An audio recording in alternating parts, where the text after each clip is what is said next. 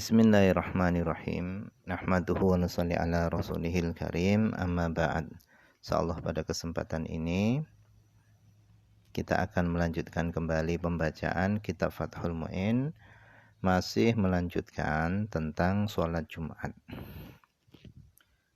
Kita telah sampai kepada perkataan wala tanaqidul jum'atu bi aqalla min arba'ina khilafan li Abi Hanifata rahimahullahu ta'ala. Walatan aqidul jumu'atu, dan sholat Jumat tidak sah bi aqalla dengan kurang min arba'ina dari 40 orang. Khilafan berbeda li Abi Hanifata rahimahullahu ta'ala, berbeda dengan Imam Abu Hanifah rahimahullahu ta'ala.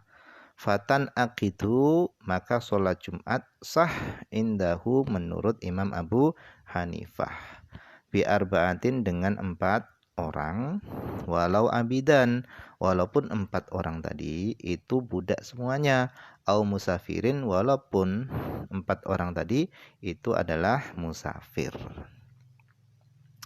Jadi kata beliau, sholat Jumat yang kurang dari 40 orang dalam mazhab Syafi'i itu adalah tidak sah.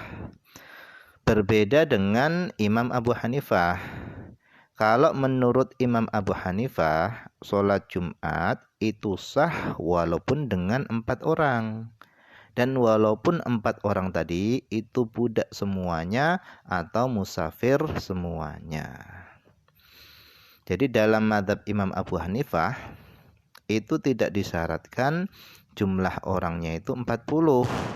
Dan orang yang melaksanakan sholat Jumat itu tidak disyaratkan harus merdeka dan juga tidak disyaratkan harus mustautin. Tetapi dalam mazhab Imam Abu Hanifah itu disyaratkan pelaksanaannya sholat Jumat itu harus dengan izin sultan, yaitu penguasa, dan tempat pelaksanaannya sholat Jumat itu harus di Mesir. Nah, yang dimaksud dengan Mesir ini adalah satu wilayah yang di situ ada hakim syar'inya, yaitu ada pengadilan agamanya, kemudian ada hakim syurtinya, ada polisinya, dan di situ ada pasar yang digunakan untuk muamalah. Aswaq lil muamalah, ada pasar-pasar yang digunakan untuk muamalah. Nah, kurang lebih kalau terjemahnya sekarang ya, ini kota besar ini. Ada pengadilan agamanya, ada polisinya, kemudian ada pasar-pasar yang digunakan untuk muamalah. Nah, itu yang disyaratkan di dalam mazhab Abu Hanifah. Yaitu pelaksanaan sholat Jumat itu harus dengan izin sultan, penguasa, dan tempat pelaksanaannya sholat Jumat itu harus di Mesir.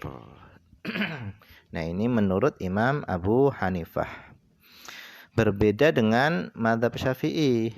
Kalau mazhab Syafi'i ini dikatakan wala yushtaratu indana, dan tidak disyaratkan indana menurut kami, yaitu mazhab Syafi'i, idnu sultan, tidak disyaratkan izinnya sultan liiqamatiha untuk mendirikan Jumat. Wala kaunu mahalliha misran, dan tidak disyaratkan adanya tempat pelaksanaan sholat Jumat itu Mesir. Khilafan berbeda lahu dengan Imam Abu Hanifah fihima pada keduanya, yaitu pada izin sultan dan pada pelaksanaan sholat Jumat harus di Mesir.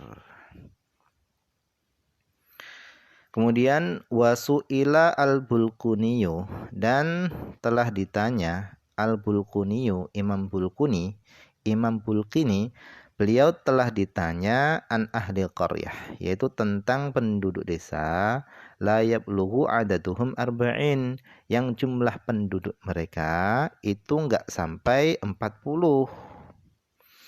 Hal yusallunal jumu'ah, apakah mereka sholat Jumat awi zuhra, atau sholat zuhur?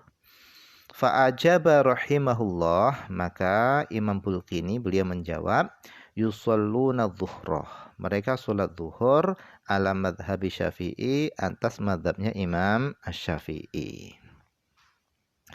Jadi Imam Bulkini ini ditanya tentang penduduk desa yang jumlah mereka itu enggak sampai 40 orang. Apakah mereka sholat Jumat atau mereka sholat zuhur sesuai dengan mazhabnya Imam Syafi'i? Maka Imam Bulkini beliau berfatwa tentang penduduk desa yang jumlah mereka itu enggak sampai 40 orang. Katanya Imam Bulkini, hendaknya mereka sholat zuhur sesuai dengan mazhabnya Imam Asy-Syafi'i. Jadi fatwanya Imam Bulkini, bagi penduduk desa yang jumlahnya mereka itu kurang dari 40 orang, hendaknya mereka sholat zuhur.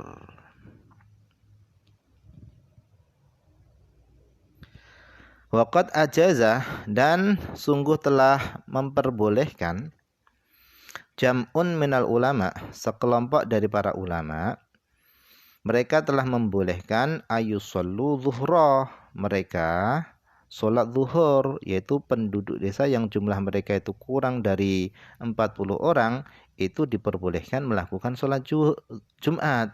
Wa huwa qawiyun, dan ini adalah pendapat yang kuat. Fa'idha qalladu ay jami'uhum man qala hadil maqalata. Itu syaratnya ketika mereka semua itu bertaklid kepada ulama qala hadhil maqalata, yang dia mengucapkan perkataan ini, yaitu pendapat ini, yaitu pendapat yang membolehkan sholat Jumat itu boleh dilakukan dengan jumlah kurang dari 40. Jadi sekelompok ulama mereka ini ada yang membolehkan sholat Jumat bagi penduduk desa yang jumlah mereka itu kurang daripada 40, itu diperbolehkan. Syaratnya mereka semua harus bertaklid dengan ulama yang membolehkan hal itu. Fa innahum, sesungguhnya mereka itu yusallunal jum'ah, boleh melakukan sholat Jumat. Wa inihtatu, dan jika mereka ingin hati-hati, fasallul jum'ata thumma zuhra, jika mereka itu berhati-hati, maka hendaknya mereka sholat Jumat, kemudian setelah itu i'adah, yaitu kemudian sholat zuhur. Jadi yang lebih hati-hati bagi penduduk desa yang jumlah mereka itu kurang dari 40 adalah yang pertama, mereka melakukan sholat Jumat kemudian diiadai dengan sholat zuhur, yaitu diulangi dengan sholat zuhur. Nah, yang demikian itu kata beliau kana hasanan, yang demikian itu adalah baik.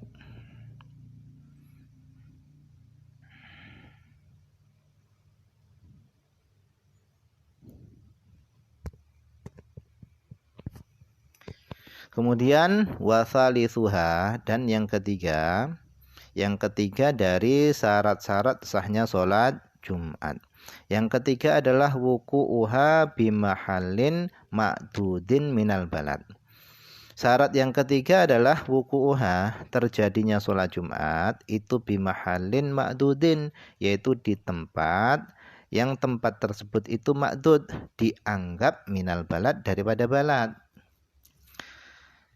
Jadi yang dimaksud dengan balad itu adalah yaitu pemukiman yang di situ banyak bangunan-bangunannya. Ya, maksudnya bangunan-bangunan pemukiman yang di situ ada penduduknya. Itu yang dimaksud dengan balad. Jadi yang dimaksud dengan balad dalam masalah Jumat ini adalah bangunan-bangunan pemukiman yang di situ ada penduduknya. Jadi selama tempat tersebut itu dianggap balad, maka sholat Jumat sah dilaksanakan di situ. Wuku'uha, terjadinya sholat Jumat itu bimahallin, di tempat ma'dudin, yang tempat tersebut itu dianggap minal balad, daripada balad. Balad ini adalah bangunan-bangunan pemukiman yang di situ ada penduduknya. walau bifadhain ma'dudin minha, walau bifadhain, walau kana wuku'uha bifadha, walaupun pelaksanaannya sholat Jumat itu bifadha. Fadha ini tanah lapang. Tanah lapang ma'dudin yang dihitung minha daripada balad.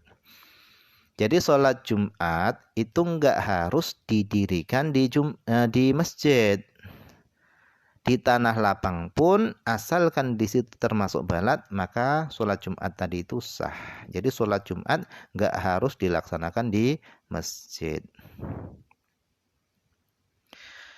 Bi angkana fi mahallin la tuqsaru fihi shalah, dengan adanya pelaksanaan sholat Jumat tadi itu fi mahallin, itu di tempat la tuqsaru fihi as-shalah, yang sholat itu enggak boleh dikosor fihi pada tempat tersebut.